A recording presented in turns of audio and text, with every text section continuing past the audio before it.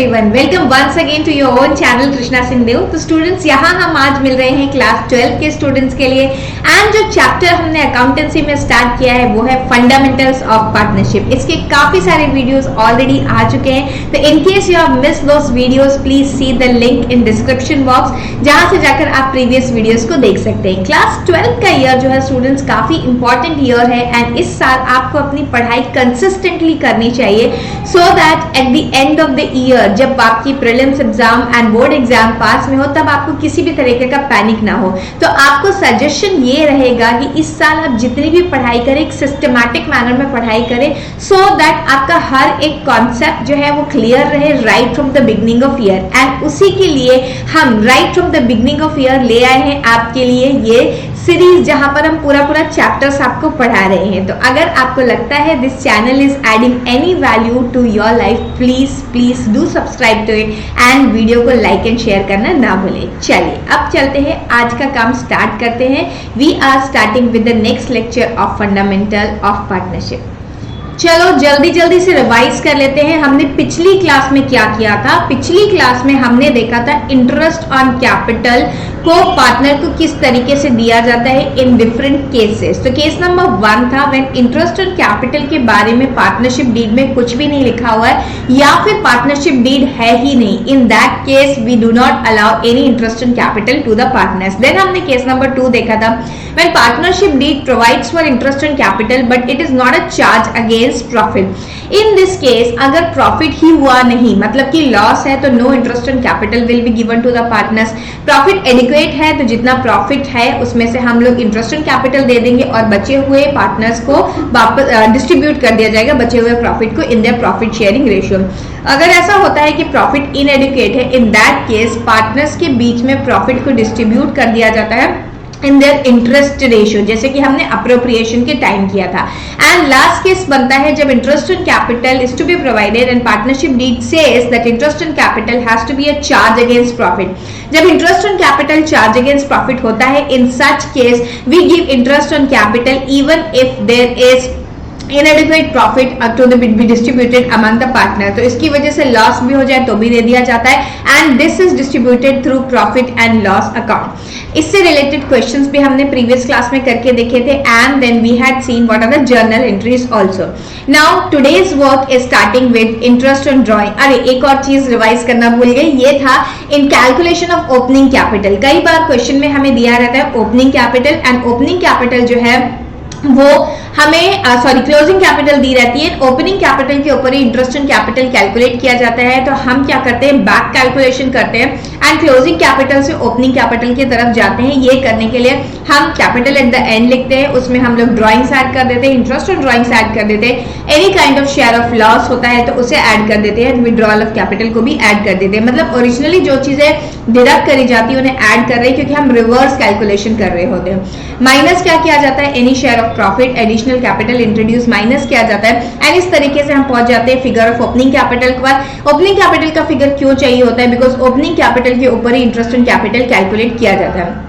अब हम बात करते हैं नेक्स्ट थिंग की which is interest on drawing. What is interest on drawings? Interest on drawing की अगर हम बात करें तो जब भी पार्टनरशिप डीड प्रेजेंट होगी और पार्टनरशिप डीड में ऐसा लिखा होगा that interest on capital, interest on drawing is to be charge from the partner, then हम इंटरेस्ट ऑन ड्राइंग पार्टनर से चार्ज करेंगे।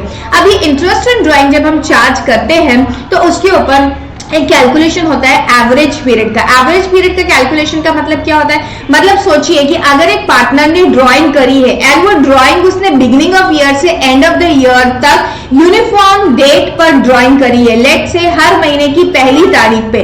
तो अगर पहली बात करूं, मैं पहली ड्राइंग की बात करूं तो वो 1 अप्रैल को होगी और लास्ट ड्राइंग की बात करूं तो वो 1 मार्च को होगी।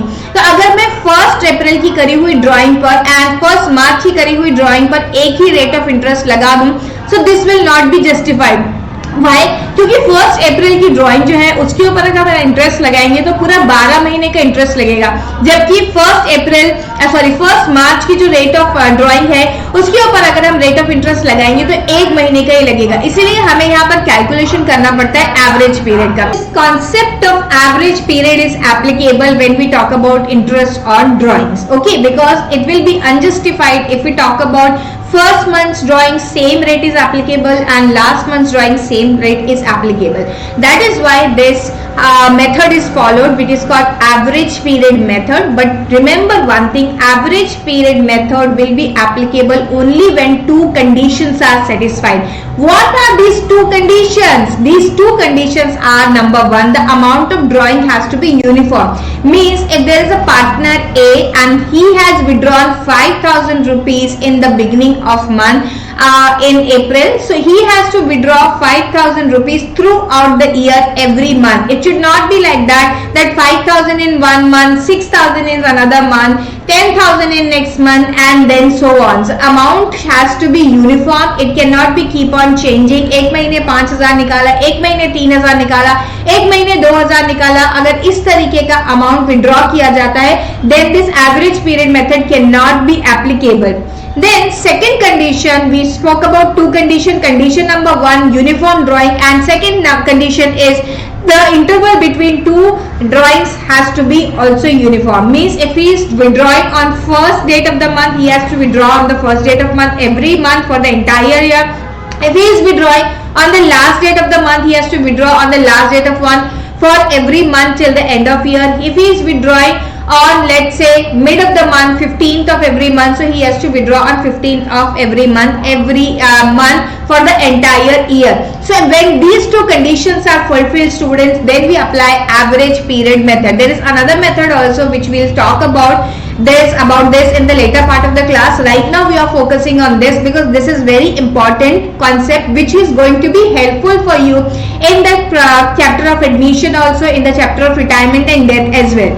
So the formula of calculating interest on drawing under this method is rate of interest divided by 100 multiplied by total drawings. What is total drawing? If a partner has withdrawn 5,000 rupees in the beginning of month, so his or her drawing multiplied by 12. So 5,000 multiplied by 12, 60,000 rupees will be the total drawing. Multiplied by rate of interest, let's say rate of interest is 6%, so 6%, 6 divided by 100 into average period. Now this is what is important, this star mark you can see. How do we calculate this average period? So the formula of calculating average period is month left after the first drawings plus months left after the last drawing divided by 2. So if we talk about the beginning of every month, 6.5 is the average period. Now how did it 6.5 amount has come? So let's see, if a partner is withdrawing every month in the beginning of month, so first drawing would have been done on 1st of April. So in 1st of April, after 1st of April, how many months are left? 1st of April includes in this because 1st of April को हम लोगों ने drawing करी है, तो पूरा अप्रैल का महीना है एंड लास्ट तक का मार्च तक का महीना है, तो 12 महीने. एंड देन फर्स्ट ड्राइंग तो हो गई 1st अप्रैल को, जिसमें अप्रैल का महीना इंक्लूड करके 12 महीने है. लास्ट ड्राइंग कब हुई होगी? लास्ट ड्राइंग हुई होगी 1st of मार्च को, तो मार्च का पूरा महीना भी बाकी है. सो यहाँ पर हो गया +1 डिवाइडेड बाय 2. इस तरह से हमारा आंसर आ गया 16.5. अगर मैं बात करूं in the end of every month, मतलब अगर फर्स्ट महीने की ड्राइंग उसने 30th of अप्रैल को करी है, तो अप्रैल का महीना पूरा चला गया, 11 महीने बचे. एंड लास्ट ड्राइंग अगर हुई है 31st of मार्च को, because last date of the month is going to be 31st of March, मतलब मार्च का महीना पूरा चला गया और ईयर भी खत्म हो गया. Months left after first drawing are 11, months left after last drawing कुछ भी नहीं बचा, ईयर ही खत्म हो गया, तो 11 + 0 डिवाइडेड बाय 2 एंड पीरियड आ गया 5.5. अगर हर महीने की मिड में ड्राइंग करी गई है, हर महीने की मिड में हम आइडियली 15th ले लेते हैं. हम ये नहीं देखते कि किस महीने में 30 डेज है, किस महीने में 31 डेज है, किस महीने में 28 या 29 डेज है. That all has not to be seen, only हम 15 पकड़ लेते हैं. एंड अगर मैं बात करूं फर्स्ट मंथ में, अगर mid of the month drawing करी है, तो 11.5 मंथ्स बचे हुए होते हैं, क्योंकि अप्रैल का आधा महीना एंड बाकी की 11 महीने बचे हुए. एंड नेक्स्ट ड्राइंग हुई होगी, लास्ट ड्राइंग की अगर मैं बात करूं तो 15th of मार्च, वहां पर भी 0.5 मंथ बचा हुआ है. सो 11.5 + 0.5 डिवाइड बाय 2 करेंगे तो हमारा पीरियड आ जाता है 6 मंथ. तो आई होप स्टूडेंट्स आपको ये बात अच्छे से समझ में आ गई है कि एवरेज पीरियड का कैलकुलेशन कैसे किया जाता है. एवरेज पीरियड एप्लीकेबल होगा जबकि दो कंडीशंस फुलफिल होंगी. Number 1 condition is to be fulfilled is that there has to be uniform drawing, and number 2 condition is that there has to be regular interval. मतलब अगर पहली तारीख ऑफ महीने की ड्राइंग करी गई है तो पूरे साल पहली तारीख पर होनी चाहिए. अगर मिड ऑफ द मंथ किया गया है तो throughout the year it has to be mid of the month. And अगर at the end of the year किया गया है तो at the end of the month किया गया है तो सारे साल भर at the end of the month होना चाहिए.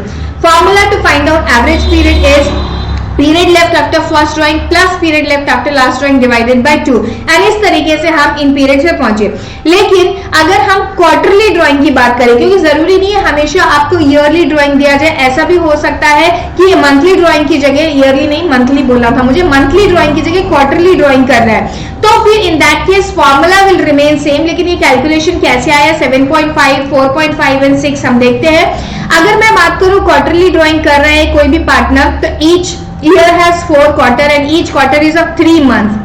तो पहला जो क्वार्टर है वो अगर अप्रैल में जून का quarter, so in the beginning of each quarter कर रहा है, तो फर्स्ट ड्राइंग उसकी अगेन 1 अप्रैल को हुई होगी, तो यहाँ पर होते हैं 12 महीने एंड लास्ट वाला जो क्वार्टर आता है वो आता है जनवरी, फरवरी, मार्च का, तो लास्ट क्वार्टर में 3 महीने बचे होते हैं। सो 12 प्लस 3 डिवाइडेड बाय 2, इस तरीके से 7.5 हमारा आंसर आ जाता है। अगर at the end of each quarter की बात करें तो पहला क्वार्टर है अप्रैल में जून, मतलब 9 महीने बचे हुए हैं एंड लास्ट क्वार्टर एंड होता है 31 ऑफ मार्च, मतलब कुछ भी नहीं बचा है, ईयर एंड हो गया है, तो यहाँ पर हमारा पीरियड आ जाता है एवरेज पीरियड 4.5। और अगर मैं mid of the each quarter की बात करूं तो पहला क्वार्टर स्टार्ट होता है अप्रैल में, अप्रैल का महीना छोड़ दीजिए, मई 15 को ड्राइंग करी गई होगी mid of the each quarter, okay. April में जून, तो May is middle month and middle month की भी मिडिल डेट पे अगर हम बात करें तो 15 तक। सो यहाँ पर महीने बचे हैं 1.5 एंड लास्ट क्वार्टर के बाद अगर हम यहाँ पर 1.5 मंथ्स नहीं है, हम लोग 12 में से 1.5 माइनस कर देंगे, ठीक है। सो 12 में से 1.5 हमने माइनस कर दिया, तो यहाँ आ रहा है 12 में से 1.5 माइनस करने के बाद 10.5 और यहाँ पर आ रहा है 1.5, तो ये हो गया 12, 10 प्लस 11 एंड 12, इस तरीके से डिवाइड बाय 2 करके यहाँ पर पीरियड आ गया 6। और एक और बात बता दूं, जब भी मिड पीरियड की बात करते हैं, चाहे वो मंथली ड्राइंग हो चाहे वो क्वार्टरली ड्राइंग हो, वहां पर आंसर 6 ही आ जाता है। अगर हम बात करें फॉर 6 मंथ के पीरियड के लिए, so in the beginning of each month What will be the drawing 6 month के पीरियड में 6 ही महीने का पीरियड है, मतलब स्टार्ट हो रहा है let's say your year from April and and हो रहा है ऑन 30th ऑफ सितंबर या 1 अक्टूबर को, तो आपका 6 मंथ प्लस 0 मंथ्स बचा हुआ है, 6 मंथ प्लस 0 मंथ नहीं, 6 मंथ प्लस 1 मंथ बचा हुआ है, 6 प्लस 1 डिवाइडेड बाय 2 करेंगे तो 3.5 आंसर आ जाएगा। अगर in the end of each month करें तो आपके पास 5 महीने यहाँ पर और 0 मंथ यहाँ बचा हुआ है, डिवाइड बाय 2 ऐसा हो गया एंड यहाँ पर आपका हो गया in the middle of each month, मतलब 5.5 प्लस 0.5 डिवाइडेड बाय 2 करेंगे तो 3 मंथ्स आ गया। इस तरीके से हम एवरेज पीरियड ऑफ ड्राइंग का कैलकुलेशन कर देते हैं, जबकि हमारी कंडीशन फुलफिल होती है of uniform drawing and uniform date also. लेकिन जब ऐसा नहीं होता है, no uniform drawing and no uniform date is given, कभी भी किसी भी डेट पे ड्राइंग निकाल दिया गया है, तब हम लोग 2 डिफरेंट मेथड्स यूज करते हैं। एक होता है प्रोडक्ट मेथड और एक होता है एवरेज पीरियड। अच्छा, यहाँ पर दूसरा मेथड लिखा हुआ नहीं है, ओके मैं वो आपको बता दूंगी।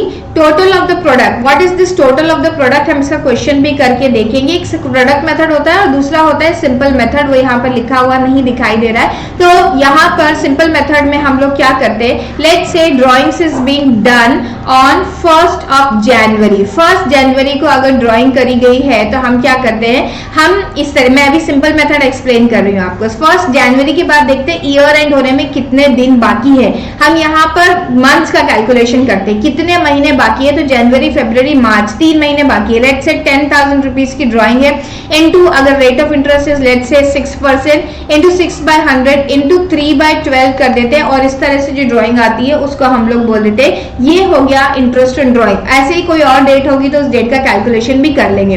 प्रोडक्ट मेथड में हम क्या करते हैं, हम इस तरीके से 10,000 अगर जनवरी की ड्राइंग है और लेट्स से उसके बाद फरवरी में भी एक ड्राइंग थी, तो जनवरी के बाद कितने महीने बचे हुए हैं उसको निकाल देते हैं, इस तरीके से एक प्रोडक्ट निकाल लेते हैं। फिर लेट्स से फरवरी 1 को एक ड्राइंग करी गई, तो फरवरी 1 की जो ड्राइंग है उसके बाद 2 महीने बचे हुए हैं, तो ये हमने निकाल दिया 20,000। अब हम क्या करते हैं, इनका टोटल निकाल देते हैं, इसे बोलते हैं टोटल ऑफ प्रोडक्ट। प्रोडक्ट मतलब इन दोनों को मल्टीप्लाई करके जो आया, और फिर उसका हम लोग 1/12 इंटू रेट से मल्टीप्लाई कर देते हैं। इस तरीके से भी इंटरेस्ट ऑन ड्राइंग कैलकुलेट किया जाता है। एक और चीज इंपॉर्टेंट है, इंटरेस्ट ऑन ड्राइंग के बारे में, जब कोई भी डेट ही नहीं दिया हुआ है. If the date of drawing is not given, then accounting period is less than 6 months, then interest on total drawing is calculated half of the accounting period. Yes, अगर कुछ दिया ही नहीं हुआ है कि कितना किस डेट पे कौन सी ड्राइंग करी गई है और अकाउंटिंग पीरियड भी लेस देन 6 months है, तो हम लोग half of the accounting period को एवरेज पीरियड कंसीडर कर लेते हैं. और अगर कुछ ड्राइंग दिया ही नहीं है, कौन सी डेट पर किया गया था, लेट से 60,000 का ड्राइंग दिया हुआ है बस कि ड्यूरिंग द ईयर 60,000